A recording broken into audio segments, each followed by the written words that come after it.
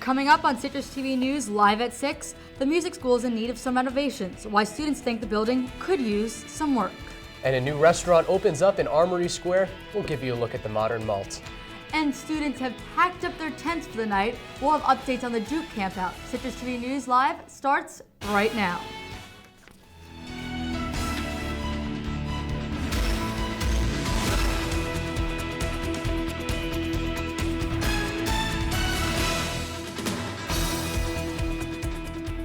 Hello and welcome to Citrus TV News. Today is Thursday, February 12th. I'm Max Darrow. And I'm Amanda Hari. Students are upset with the state of the music school's main building, Crouse College. That's our top story tonight.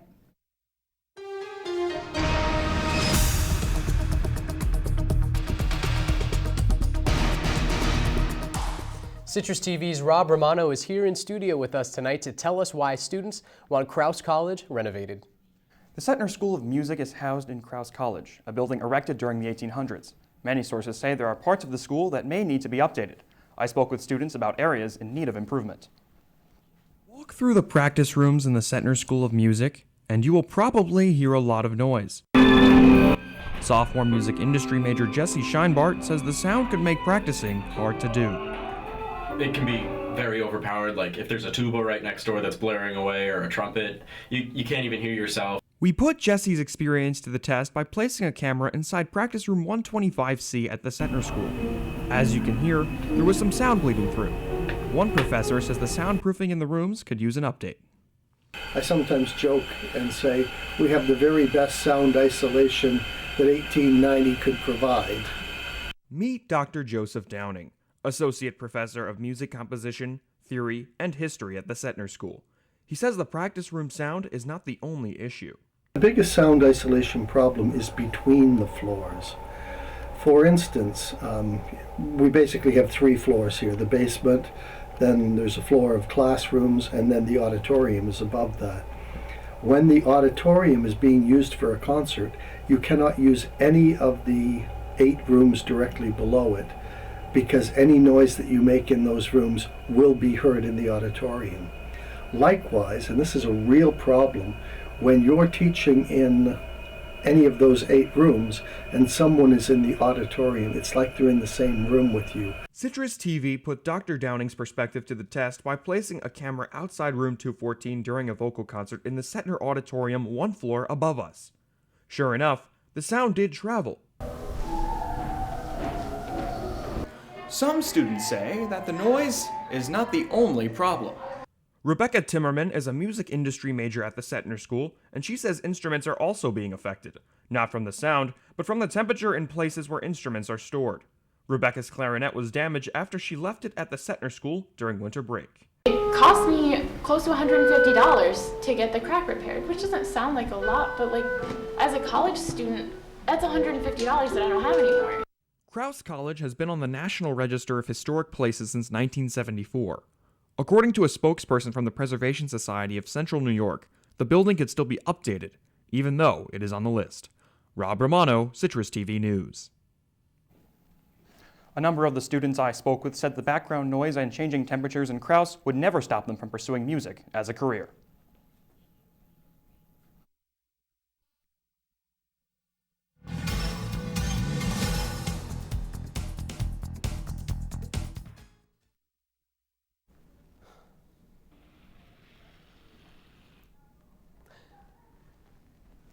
Otto's Army has decided to temporarily suspend the campout for Saturday's basketball game against Duke, and the reason? Well, you may have guessed it, the weather.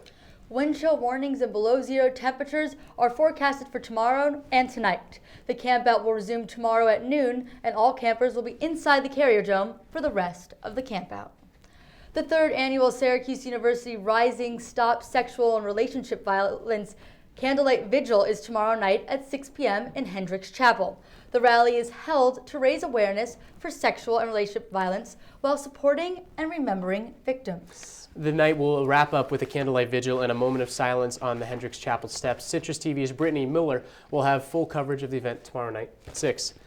And Housing and ID Services is hosting 2 forums for students to learn about the new restrictions for this year's housing lottery. The first on Monday at 7 o'clock p.m. in Shemin Auditorium. The second will be Tuesday at 7 p.m. in Grant Auditorium. A few of the Changes include limiting the rooms available on campus for students who have already fulfilled the 2-year housing requirement.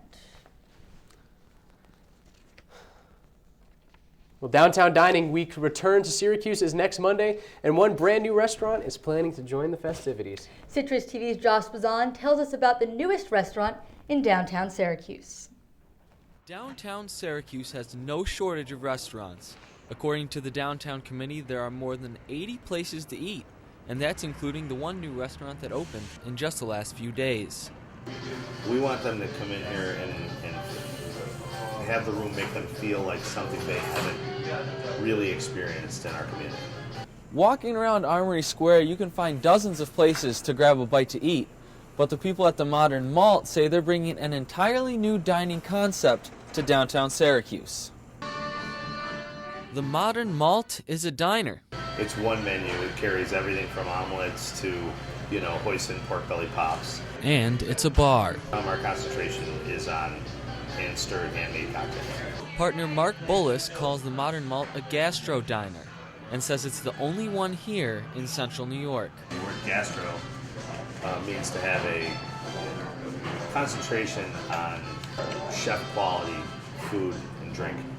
Bullis says the focus on quality food and the diner's cocktail bar make it something entirely new for visitors to downtown Syracuse. There are plenty of beer bars around. There's plenty of places where you can get 30 craft beers on tap. We thought, let's do handcrafted cocktails. The diner opens just in time for the return of Downtown Dining Weeks in Syracuse. That event kicks off next Monday. For now, reporting from Armory Square, I'm Josh Bazan, Citrus TV News. The long-anticipated walkway is going to connect Salina Street with the Sky Armory event space that opened up last September. Well, after you have your Modern Malt and you're looking for a new way to stay fit, well, with the snow we've been getting, it might be easier than you think. The Metro Fitness Club and the American Heart Association is offering a free snow shoveling class this weekend. They'll demonstrate the proper way to shovel, get in a good workout. It's free and open to everyone and will be held in Clinton Square this Saturday at 8 a.m. Just make sure you bring your own shovel. I'll definitely be needing a good class for that one. So Madison County Sheriff's deputies are looking for a man who offered a young boy a ride home from school yesterday. He was driving a black Mercedes-Benz. He drove away after the boy declined, saying his mother was coming. The driver is described as a white male, 40 to 50 years of age, with gray hair. SU alum and San Diego CBS sports anchor Kyle Carrasca is expected to survive after being shot several times outside of his home yesterday afternoon. Despite reportedly serious injuries, his co-host tweeted that the prognosis was good following surgery. Police have arrested Mike Montana in connection with the shooting after a neighbor helped police track him down. Montana was arrested after a 3-hour standoff outside of his home. It's good to hear he's going to be better. Absolutely. Coming up, the Chief Justice in Alabama speaks out about gay marriage in the state and why he thinks they should be allowed to ban it in their constitution. Plus, 60 Minutes' Bob Simon died in a car accident. How he's being remembered.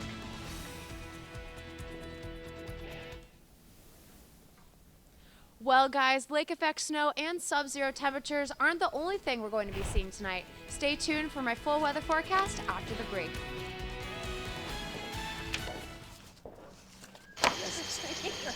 These last couple stories were a little weird transition. Yeah.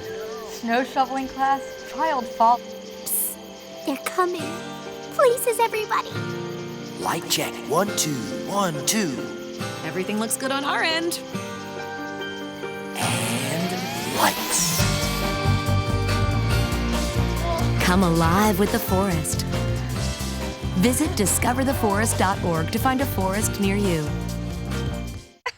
To Maddie, congrats on paying off all those student loans. Finally, right? How'd you manage that anyway? I started tracking my spending, changed a couple of habits. Wow, I'm kind of living paycheck to paycheck right now. I don't even know how I'm doing it. Well, have you tried saving a little? I want to, but where's that money gonna come from? Bill collectors, they're the worst. Am I right? When it comes to financial stability, don't get left behind. Not home. Get tools and tips for saving at feedthepig.org. Oh! Checking your fantasy league? Nah, just my 401k statement. Nice. Where'd you find the money for that? I've just been saving a little every month. I can't seem to save anything. Well, what about all this? What about the money you're spending? What money? It's gone before I can get my hands on it. I got a pizza for a Todd. Hey, can somebody spot me? When it comes to financial stability, don't get left behind. It's $5.47. Get tools and tips for saving at feedthepig.org.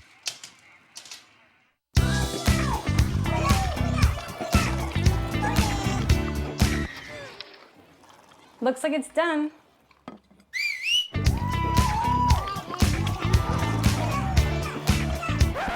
Don't let salmonella get funky with your chicken. On average, 1 in 6 Americans will get a foodborne illness this year. You can't see these microbes, but they might be there. So learn the right temperature to cook each type of meat. Keep your family safe at foodsafety.gov.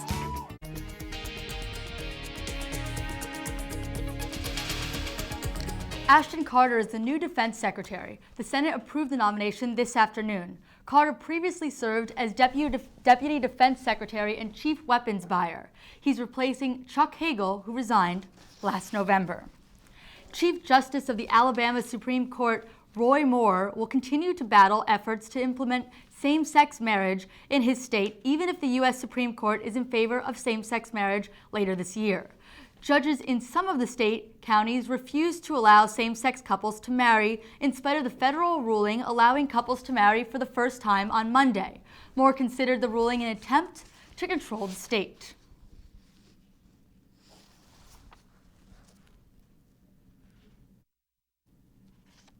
The people of Alabama have a right to put in their constitution that marriage is between a man and woman. That doesn't dispute anything.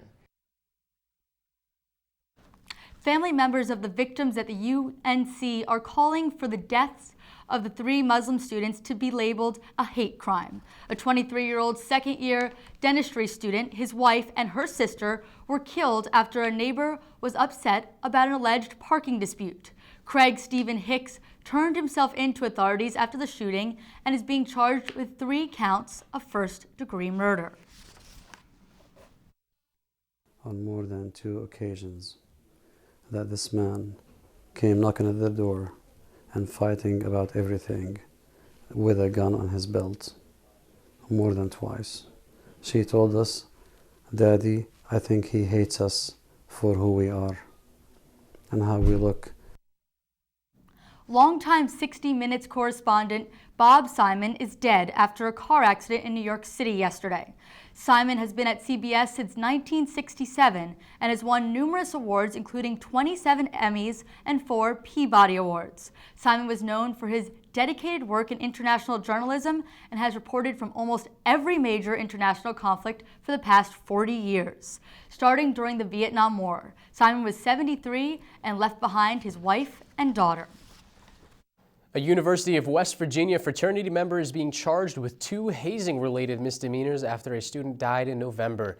Richard Schwartz gave liquor to a minor during an initiation ceremony for the fraternity Kappa Sigma. West Virginia has suspended all Greek life activities indefinitely after the incident.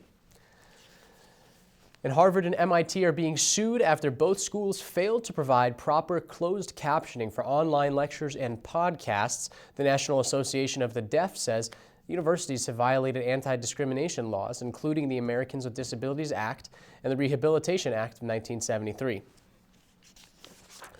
The Navy is working to use new technology to keep their boats afloat. Researchers have developed Sapphire, or the shipboard autonomous firefighting robot, which can navigate through a ship's narrow passageways, including up ladders and hatches, and will be run by an operator. The bot will be unveiled at the Naval Future Force Science and Technology Expo this month.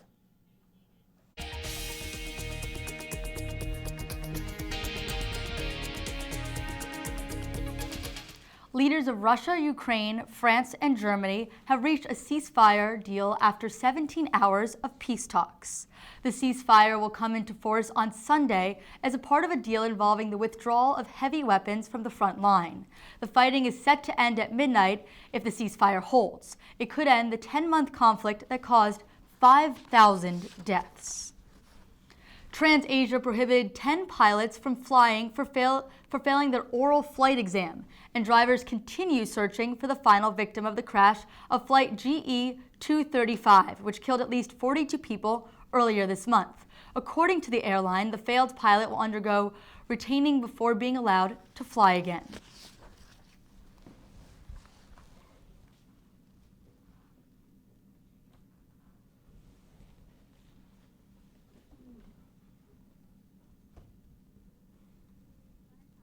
Two Al Jazeera journalists are being freed after imprisoned in Egypt for more than a year.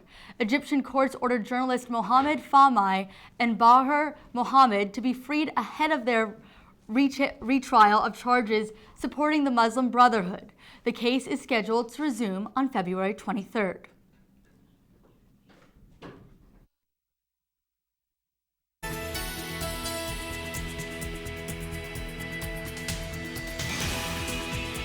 Winds are expected to cause the temperature to drop drastically overnight, and Syracuse schools have already closed for tomorrow. Here's Citrus TV's Jamie Weiss with a look at how that will affect us here on the Hill. Jamie, how's it look? Well, things are looking pretty chilly, and they're just going to keep getting colder over the course of the weekend. So currently 18 degrees right now, but don't expect it to stay much warmer for long. We're going to see negative temperatures heading into tonight with a lot of flurries. Taking a look at current temperatures around the Northeast, we're seeing everywhere from the high, low, mid-teens all the way to 0. Syracuse currently 17 degrees, but like I said, it's going to get a lot colder. Checking a look at the Doppler radar, we see a lot of lake effect snow moving into the area, so all of that snow you've been seeing, don't expect it to go away anytime soon. And we see all of that with the high weather pressure system moving into the area. And we have a breaking weather update. There's actually a wind chill advisory in effect starting at 7 p.m. tonight until 4 p.m. tomorrow. There will be wind chill levels as low as 20 to 35 degrees below 0. And if you do have any exposed skin whatsoever, you might get some frostbite, so be sure to cover up anytime you're outside. Tonight, we're looking at -4 degrees and predicting 3 to 5 inches of snow. Tomorrow morning, 9 degrees, but it's gonna feel like -25. So if you have an early morning class like I do, be sure to bundle up. Taking a look at our 5-day weather forecast, we do see a bit of snow over the course of the weekend. A lot of very, very cold temperatures, especially for the Duke game on Saturday. Don't expect there to be a lot of great tailgate weather. And when we come back, a warning about chocolate bars, why you might want to stay away from the sweet for your health. Plus, New York's Fashion Week will have a new first this year. Find out what model will be walking the runways. I'm a teacher. Let me tell you what I make. I make learning a privilege, not a chore, and frustration a tool, not an obstacle. I make working hard seem easy and giving up impossible. I make an old subject feel like a fresh thought and unconventional methods common. I'm a teacher. I make more.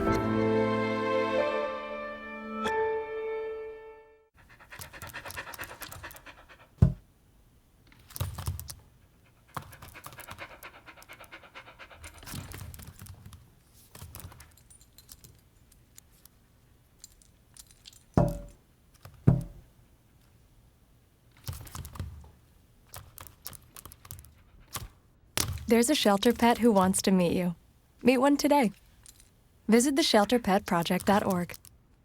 Adopt. Here's your check.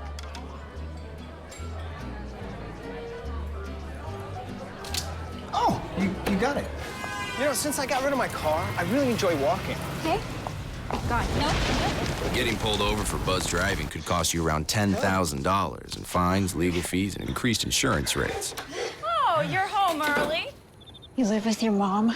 That'll set your game back a few years. Buzzed, busted, and broke. Because buzz driving is drunk driving.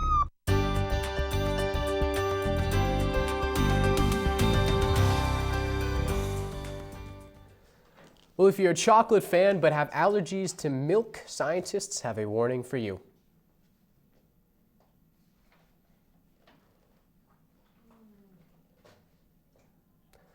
They found traces of milk in dark chocolate, which is often labeled dairy-free. The FDA says just reading the label won't always tell you what you need to know. One of the biggest problems the FDA faces is when manufacturers do not properly label their products for allergies. And advice to limit the amount of cholesterol-heavy foods such as eggs, meats, and butter may be changing later this year. Researchers are concluding there is not enough of a link between heart disease and high cholesterol diets. The Dietary Guidelines Committee is using those results to draft their preliminary report, which is expected in the coming weeks.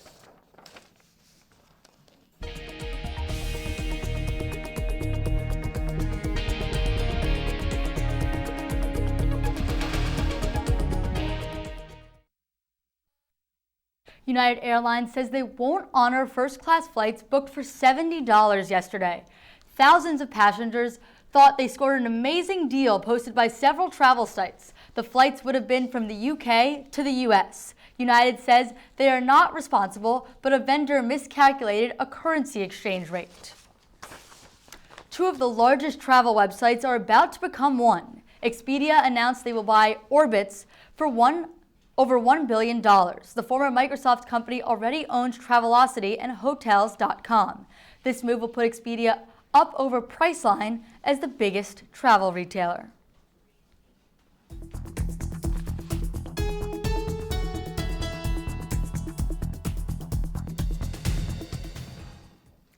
Well, 50 Shades of Grey is already hitting the big screen internationally. It debuted in Germany last night, and fans around the world are expected to head to theaters to watch the movie, which is based on the erotic novel by E.L. James. But not everybody's excited for the movie. In fact, a group of women in Madison, Wisconsin are planning a protest because they believe the film promotes violence against women. And New York Fashion Week is primarily known for new trends, but this year brings a first. As part of the designer Carrie Hammer's collection, actress Jamie Brewer, who has Down syndrome, will strut her stuff on the catwalk today. Brewer plays a role in American Horror Story and serves as an inspiration for people with disabilities.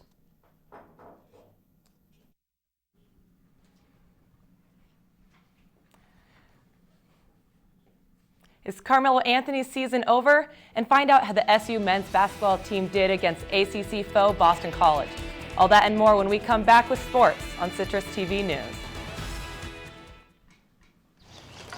You know what, guys? There's a lot of tree branches and dry brush over here. We should probably move the bonfire over there.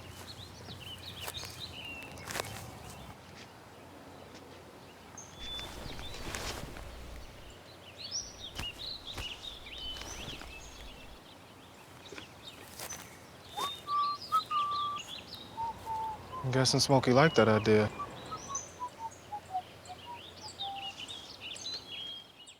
So who's gonna do what? I'll pack the dead batteries. Great. I'll only put what I don't need into a duffel bag. Perfect. That's totally unhelpful. No problem. Meanwhile, I will try to comfort everyone by speaking in a calm voice. And who is going to handle supplies?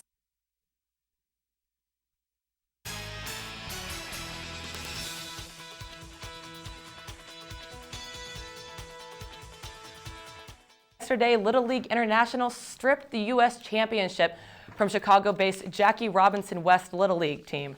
Today, the team has announced that it won't relinquish its title since it hasn't received a written notification from the league. The team is accused of knowingly playing ineligible players during its World Series run. Now, with the self-inflicted postseason ban, some believe that the Syracuse men's basketball team has nothing left to play for. But in last night's game against Boston College, Syracuse proved that they will continue to fight for their pride as a team. Here we have Christmas getting warmed up. He's coming off of 23 points against Pitt, but it's Michael Benajay who decided that he was going to be getting things started. He's putting Syracuse up 15-11 with that three. But B.J. Johnson's not exactly one to be left out. He wanted a three of his own, which goes up and is good. Syracuse is up 18-11 with 10:23 left in the first. In the second half, Olivia Hanlon from BC decides to join this three-point trend. We're all tied up now 34-34. But with 16:30 left, Caleb Joseph decides he's going to come right back with a quick little jumper there, getting things going. Now, this time he decides to be a little more generous. Hands it off to Michael Benajay, who goes in for a big dunk. But the generosity was over. He wanted one for his own. Huge dunk there. Gets completely gypped for the top 10 notification, but the bench agrees. Now we're up by 8, and Syracuse gets one more big turnover. Caleb Joseph decides that I'm going for another. He gets one more there, putting Syracuse up by 10, continuing this dunk show. Friends and family are absolutely in love with this new display. Syracuse ends up taking down BC with a 14-point victory.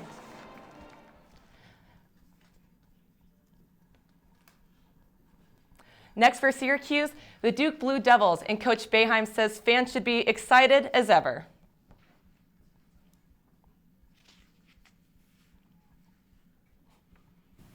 You know, it's a great matchup. It'll be a great matchup every time we play. They got a great team, and you know, it'll be an exciting day. And you know, that's what, you know, college basketball is. It'll be a great day for college basketball as it was last year. They have a great team. It'll be a great game. Thank you.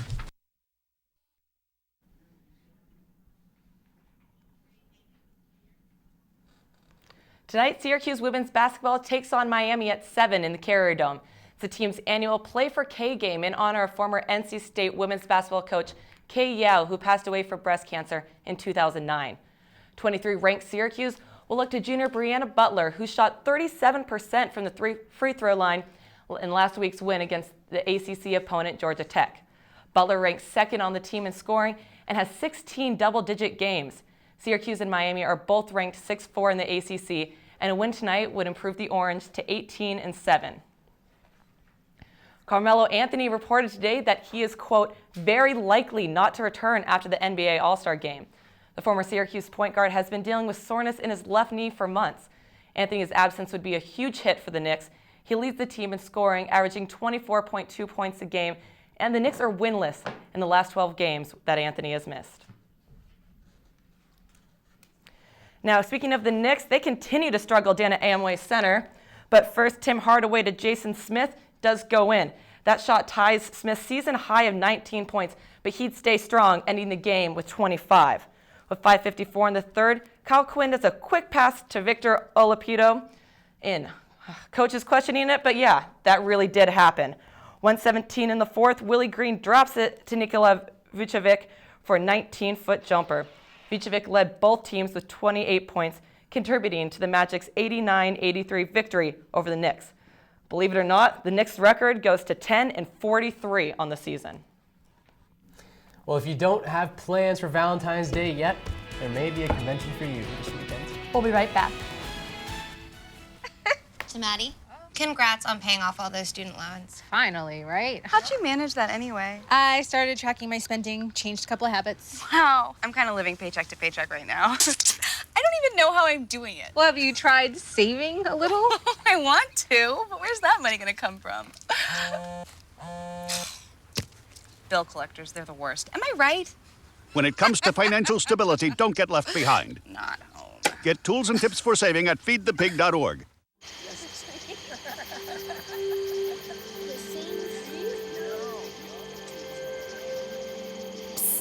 They're coming. Places, everybody. Light check. 1, 2, 1, 2. Everything looks good on our end. And lights. Come alive with the forest. Visit discovertheforest.org to find a forest near you. If you don't have plans for Valentine's Day, but maybe craving some affection, a CuddleCon is taking place in Oregon. More than 100 people are expected to attend the CuddleCon this Saturday. The con claims to be the world's first cuddle convention. The founder says it's intimate but strictly non-sexual. I don't really think it's something I'd want to attend. That's all the time we have tonight. Thanks for tuning in. I'm Max Darrow. And I'm Amanda Hari. Be sure to follow us on Facebook and Twitter to stay updated on everything at SU. Have a good night, Syracuse.